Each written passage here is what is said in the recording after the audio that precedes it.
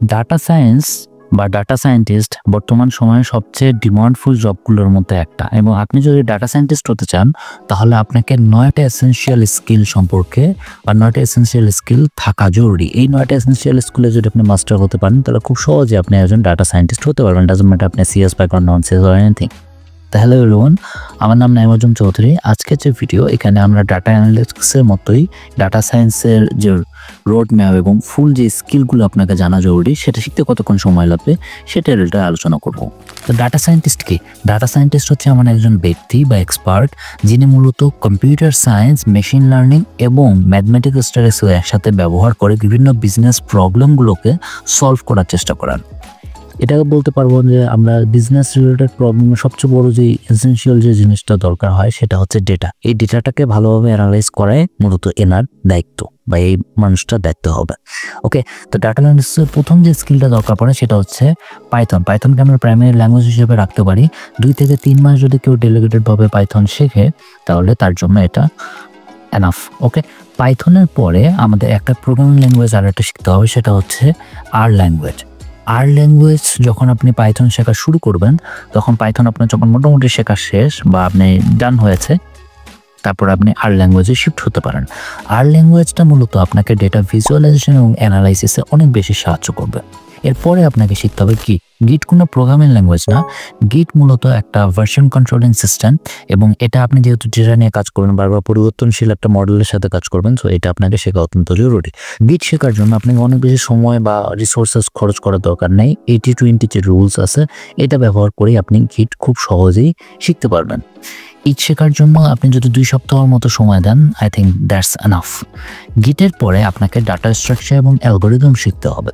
Data structure algorithm এই জন্য important যে বড় বড় যে কোম্পানি লাইক গুগল বা মেটা বা আদার্স, অ্যামাজনের মতো কোম্পানিগুলো, এরাও কিন্তু ডাটা স্ট্রাকচার অ্যালগোরিদম হায়ারিংয়ের সময় প্রশ্ন জিজ্ঞেস করে থাকে।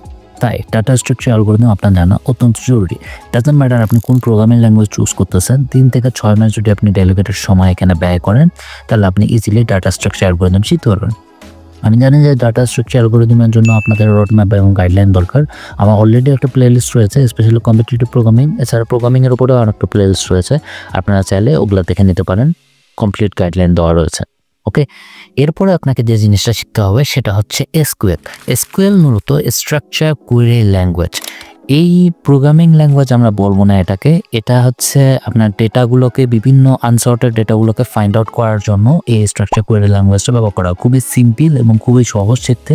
আপনি যদি মোটামুটি এসেনশিয়াল অর্গানাইজেশন এবং অ্যানালাইজ ডাটা পড়তে চান তাহলে এসকিউএল আপনাকে অত্যন্ত জরুরি, এবং আপনি যদি মোটামুটি 1 মাসের মতো সময় ব্যয় করেন আপনি খুব ইজিলি শিখতে পারবেন। আমার জন্য 1 সপ্তাহ সময় লেগেছে, আপনাদের হাইয়েস্ট আমি দিয়ে দিলাম 1 মাস, এর থেকে বেশি সময় লাগবে না। এর পরবর্তীতে আপনাদের শিখতে হবে ম্যাথমেটিক্স এবং স্ট্যাটিস্টিক্স। দেখেন, আমি বলি ম্যাথমেটিক্স এবং স্ট্যাটিস্টিক্স শেখা অত্যন্ত জরুরি। আপনি যদি ম্যাথ ভালো না পারেন তাহলে আপনার কিছু টপিক আমি দিয়ে দিচ্ছি, এগুলো আপনারা কভার করলে খুব ইজিলি শিখে যেতে পারবেন। তার মধ্যে লিনিয়ার অ্যালজেব্রা, ক্যালকুলাস, প্রবাবিলিটি এবং স্ট্যাটিস্টিক্স। এর রিলেটেড ইউটিউবে প্রচুর রিসোর্সেস রয়েছে, ওগুলো দেখেন, বাস এনাফ। যেটুকু টপিক দরকার টপিক ধরে ধরে শেখান, তাহলে সেটার জন্য এনাফ। প্রায় 2 থেকে 3 মাস যদি আপনি ব্যয় করতে পারেন তাহলে এটা আপনি অনেক আরামে শিখে যেতে পারবেন। ম্যাথমেটিক্স এবং স্ট্যাটিস্টিক্স শেখার পরে মূলত আপনাকে ডাটা প্রসেসিং এবং ভিজুয়ালাইজেশনের উপর ফোকাস দিতে হবে, বিকজ এটাই একজন ডাটা সায়েন্টিস্টের একটা মেইন কাজ হতে পারে। এখন এক্ষেত্রে আমরা যেহেতু আগে পাইথন শিখছি, পাইথনের পরে আমরা নামপাই এবং পান্ডাস, এই দুটো যে লাইব্রেরি রয়েছে পাইথনের, সেটা আমরা ব্যবহার করব। এছাড়া পাইথনের আরও লাইব্রেরি রয়েছে, সেটা আপনি ব্যবহার করতে পারেন টু আন্ডারস্ট্যান্ডিং প্যাটার্নস এবং কমিউনিকেশনের রেজাল্ট বের করতে হবে আপনাকে। ওকে, পাইথনের আরও 2টা পপুলার লাইব্রেরি আমি আপনাকে দেখাই দিচ্ছি। এছাড়া বিভিন্ন ইন্ডাস্ট্রিয়ালিস্ট টুল রয়েছে যেগুলো সবচেয়ে বেশি ব্যবহার করা হয় এবং সার্টিফিকেশনও চায়, আপনারা এই 2টো জিনিস শিখে নিতে পারেন।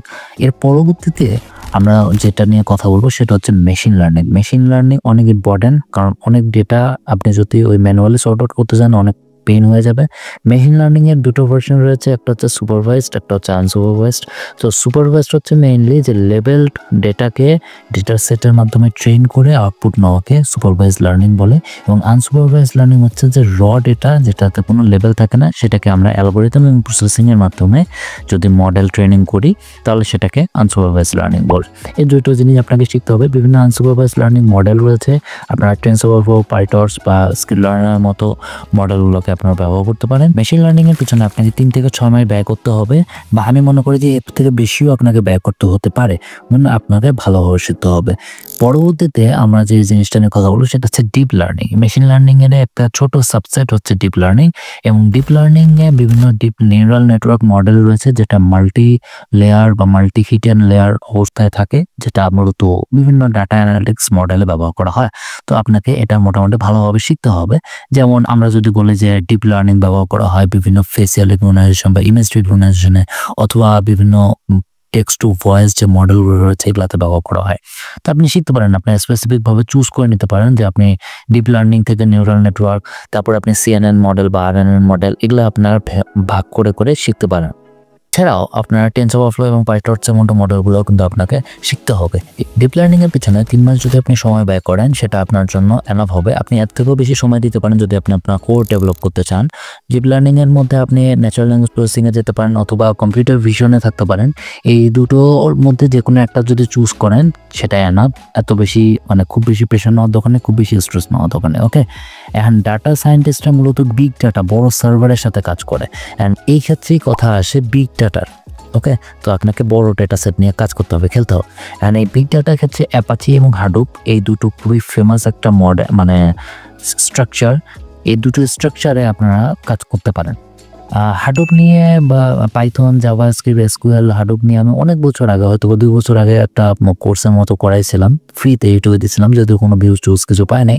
তো আপনারা চাইলে ওগুলো দেখতে পারেন, বিকজ আমি মনে হয় যে বাংলাতে এইভাবে প্র্যাকটিক্যালি একটা সার্ভারের মধ্যে কীভাবে কাজ করতে হয় রিয়েল সার্ভারে, সেটা আমি করে দেখিয়েছিলাম ওখানে। বিগ ডাটা শেখার জন্য আপনাকে 3 মাসের মতো সময় ব্যয় করতে হবে, অ্যান্ড আমি মনে করি যে আমার ভিডিওগুলো একটু পুরাতন, বাট আপনারা হেল্প নিতে পারেন। এছাড়া বিভিন্ন AI মডেলগুলো রয়েছে, এগুলো ব্যবহার করে আপনি আপনার ডাটা অ্যানালিটিক্স বা ডাটা সায়েন্সের যে স্কিলগুলো রয়েছে সেটাকে আরও অন্য লেভেলে নিয়ে যেতে পারেন। আমি কিছু AI দিয়ে দিচ্ছি, বাকিটা আপনাদের কাছে। পরবর্তী ভিডিওতে আমরা আরও ইন্টারেস্টিং জিনিস কভার করার চেষ্টা করব। ততক্ষণ বন্ধু আমাদের সাথে থাকুন, সাবস্ক্রাইব করে দিন। ধন্যবাদ।